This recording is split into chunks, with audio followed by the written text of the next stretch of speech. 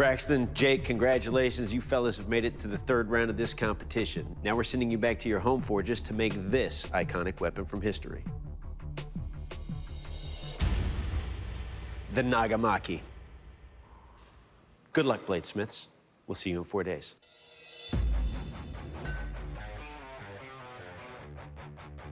It's day one. I'm back at the home forge. I'm pretty nervous going to make my first Japanese sword. The first thing I do is taking it down to size. Straightening this blade is a hassle. It's wanting to curve like a banana, and I'm having to straighten it out little by little. I had to be very meticulous on the amount of curve it has.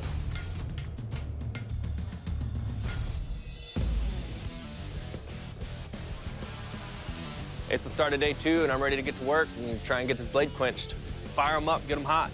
I've never welded anything that big, and I really just can't wait to test it. I can't wait to swing that thing around in the yard just to have a feel for how it is.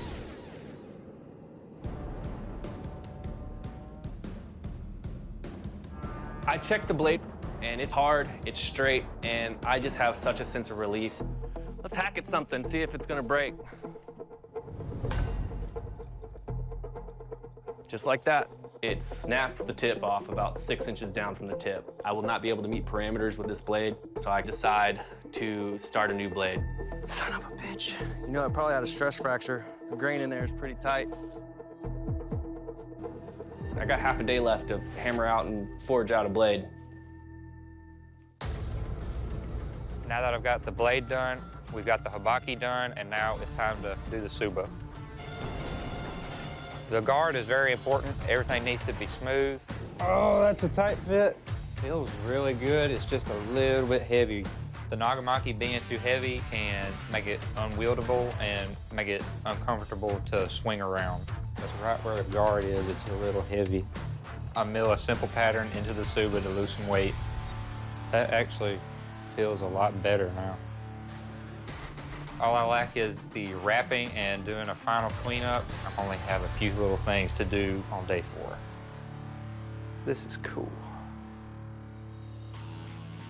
My last day, I had so much to do. I have no room for error. I was able to forge out a blade, grind it out, and get it quenched. So I'm just gonna try and meet the parameters and get the blade turned in and sharp. Looks pretty good. I have my hibaki done. That took me a long time yesterday. I have my tsuba pretty much where I want it. My main goal for today in general is just to get the handle complete. I am quickly running out of time. I needed to make this handle as quickly and as efficiently as possible. I'm trying to get a pretty good grip to where the blade is very easily indexed. I don't want the handle to be too thick, but honestly, I just need to get a handle on it. Oh, solid, that's for sure. Once the glue dries on the leather wrap, I go ahead and start this long process of the Ito wrap. This just so happens to be one of the hardest builds I've ever done. I really could have used an extra day, but I'm just happy that it's over. Oh, that is smooth. All right, bladesmiths, I will take your weapons to deliver killing blows, slashes, and thrusts on this wild boar carcass. Braxton, you're up first. You ready for this? I'm ready. Go ahead. Let's do this. Man, we have hogs around where I'm from. Skin is very, very thick. I'm nervous, but there's nothing I can do. I guess gotta let the chips fall where they lay.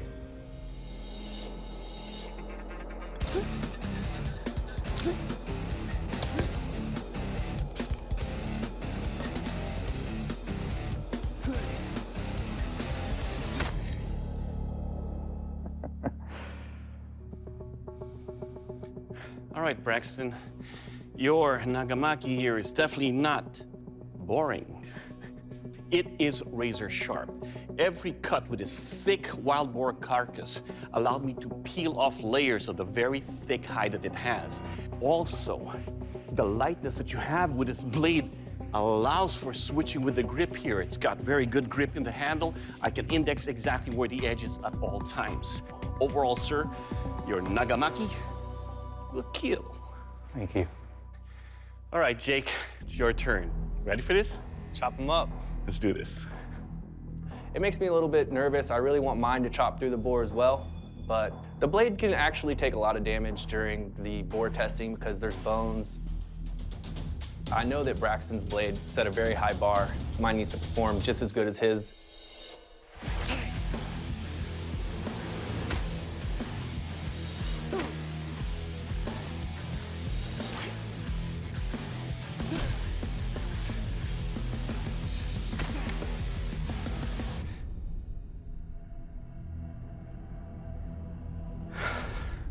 All right, Jake, let's talk about your Nagamaki here. It's sharp. Wielding this weapon is a lot of fun also. The weight you have here and the balance works. Overall, sir, your Nagamaki will kill. Thank you. Next up is the strength test. Dave? Now, to test the strength and overall construction of your blades, I'll be chopping into this bamboo. Now, this test is not about what your blades do to the bamboo, what the bamboo does to your blades. Braxton, you're up first. You ready? I'm ready.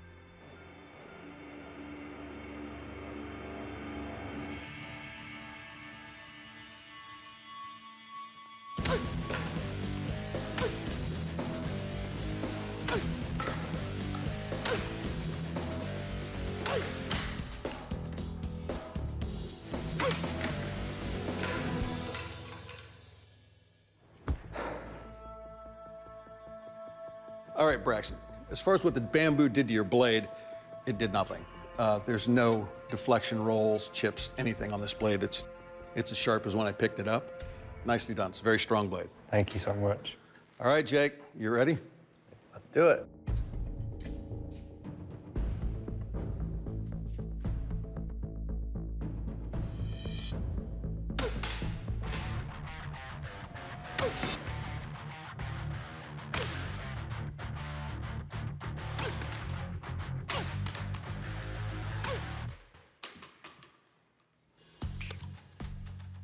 All right, so your edge, just as sharp as when it started. There are no chips, rolls, deformation. It sliced right through the bamboo. Your handle is a little wide this way for me, but the fact that it's lean this way and that wrap's so nice and comfortable is, it evens it out. Well done. Thank you. All right, bladesmiths, we know your blades can kill. We know they're strong. Now it's time to find out how sharp they are. Now, unlike the strength test, this is all about what your edge will do to these different materials, from the tatami, the melons, or the sandbags. Braxton, you're up first. You ready for this? I'm ready.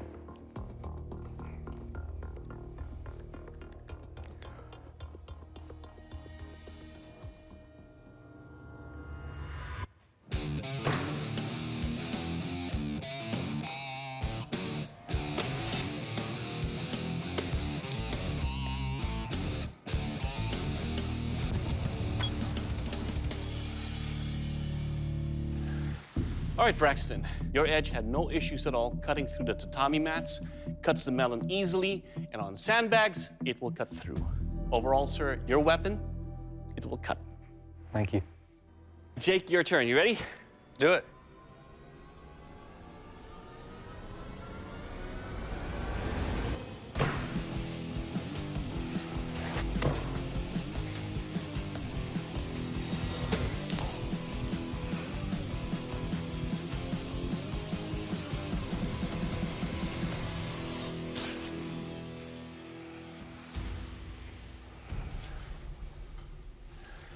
All right, Jake, let's talk about your Nagamaki right here. Razor sharp. It cuts easily on the tatami, cuts the melons, and just off the orders of the corners, it cut it easily. Overall, sir, it will cut. Thank you. This is going to be very hard for us. Bladesmiths, the judges have made the final decision. The new Forged in Fire champion is Braxton. Congratulations, you're the Forged in Fire champion. Jake, unfortunately, your blade didn't make the cut. Ben Abbott's going to tell you why. Well, Jake, you should be proud. You made a beautiful and effective weapon. And for us, this came down to the finest of points. The fact that your blade wasn't quite as finished, and we had a slight preference for Braxton's handle, and that's the reason we're sending you home. Jake, please surrender your blade. I think the time frame that I had to build my second blade definitely had a factor in it. I may not be the Forged in Fire champion, but I feel like I accomplished a lot and earned a privilege to be here. Braxton, congratulations. You're the Forged in Fire champion, and that's a title that comes with a check for 10 grand. Good job. I feel great about what I've accomplished. I'm still shaking. It was an awesome experience, and I proved that I can hang with the big guys.